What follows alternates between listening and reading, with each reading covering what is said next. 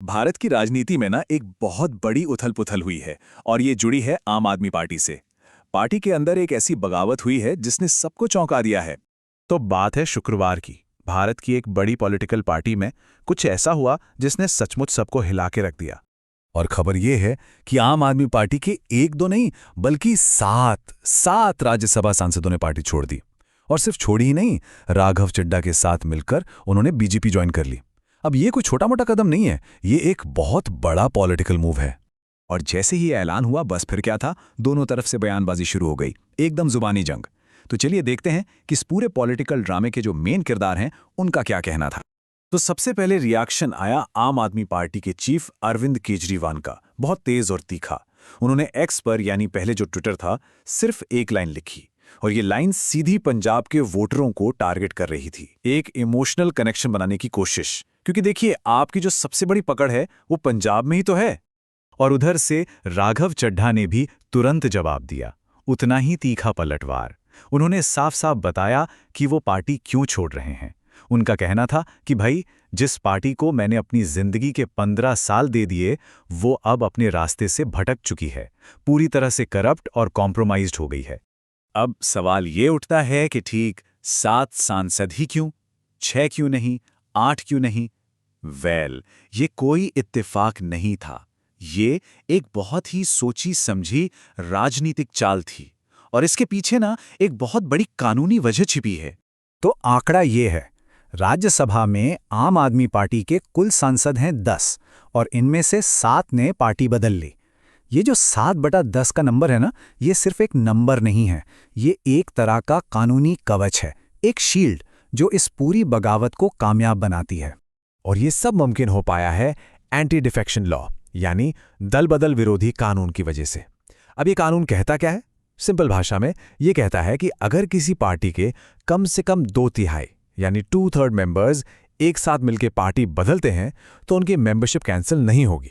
और यहां पर 10 में से 7 सांसद, ये 2/3 से थोड़ा ज्यादा ही बनता है। तो बस इसी कानूनी दांवपेच का फायदा उठाकर वो लोग डिस्क्वालीफाई होने से बच गए। तो चलिए देखते हैं ये 7 चेहरे हैं कौन। इस लिस्ट में राघव चड्ढा, अशोक मित्तल, संदीप पाठक तो हैं ही, लेकिन कुछ बहुत बड़े और जाने पहचाने नाम भी हैं, जैसे कि पूर्व क्रिकेटर हरभजन सिंह और दिल्ली महिला आयोग की पूर्व अध्यक्ष स्वाति मालीवाल भी। तो आप समझ सकते हैं कि ये सिर्फ नंबर्स का खेल नहीं है, बड़े बड़े चेहरे भी इसमें शामिल हैं। अब देखिए, ऐसा नहीं है कि यह सब कुछ एक रात में हो गया, बिल्कुल नहीं। ये कदम, ये बगावत दरअसल पार्टी के अंदर महीनों से जो एक लड़ाई चल रही थी, जो एक असंतोष पनप रहा था, उसी का नतीजा है। जरा इस टाइमलाइन पर गौर कीजिए। कहानी शुरू होती है 2023 से, जब मनीष सिसोदिया जैसे बड़े नेता जेल गए और पार्टी का कोर कमजोर पड़ने लगा। फिर आया मई 2024, स्वाति मालीवाल वाला विवाद। वो एक बहुत बड़ा टर्निंग पॉइंट था। और फिर जो आखिरी कील साबित हुई वो थी अप्रैल 2026 में, जब केजरीवाल ने चड्ढा को उनके पद से हटा दिया। बस इसके फौरन बाद ही ये बड़ा ऐलान हो गया। यहां तक कि पार्टी के जो अंदर के लोग हैं, जो सोर्सेज हैं, वो इस सिचुएशन को सिविल वॉर यानी गृह युद्ध कह रहे हैं। आप सोचिए, ये एक शब्द ही काफी है ये बताने के लिए कि पार्टी के अंदर दरारें कितनी गहरी हैं और भरोसा कितना टूट चुका है। तो ठीक है, जो होना था वो हो गया, लेकिन अब आगे क्या? इस बगावत के बाद आम आदमी पार्टी का भविष्य क्या है और सबसे जरूरी, पंजाब की पॉलिटिक्स पर इसका क्या असर पड़ेगा? जरा सोचिए कि पार्टी ने शुरुआत कहां से की थी और आज वो कहां आकर खड़ी हो गई है। एक तरफ तो वो इमेज थी, भ्रष्टाचार के खिलाफ एक आंदोलन, एक आम आदमी की पार्टी, और आज दूसरी तरफ क्या है? आज वही नेता करप्शन के चार्जेस में जेल में है, पार्टी पर समझौता करने के आरोप लग रहे हैं, और सबसे बड़ी बात, पार्टी अंदर से ही टूट रही है। शायद यही जो कंट्रास्ट है, यही इस बगावत की असली जड़ है। और इस पूरी कहानी का जो असली टेस्ट है वो बहुत जल्द होने वाला है। सबकी नजरें अब टिकी हैं अगले साल होने वाले पंजाब इलेक्शन पर।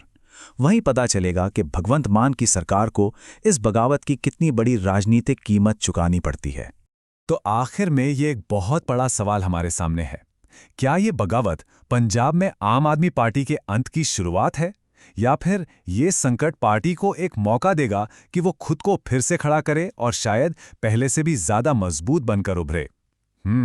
इसका जवाब तो देखिए अब आने वाला वक्त ही देगा।